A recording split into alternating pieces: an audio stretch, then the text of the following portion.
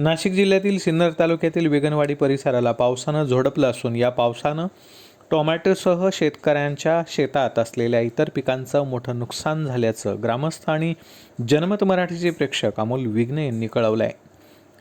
सिन्नर तालुक्यातील विगणवाडी, झोपेवाडी, कोळगाव, वेळापूर या ग्रामीण भागातील शेती या तुफान पावसानं प्रभावित झाली आहे। विगणवाडी गावचे सरपंच मारुती विघ्ने यांच्याशी जनमत मराठीचे ब्युरो चीफ आर पाटील यांनी भ्रमणध्वनीवरून संपर्क साधला असता सरपंचांनी या वृत्ताला दुजोरा देत रविवारी दुपारी 4 वाजल्यापासून परिसरात पावसाची संततधार सुरू असल्याचं सांगत रात्री 9 वाजत आले असून अद्याप देखील पाऊस पडत असल्याचं सांगितलं।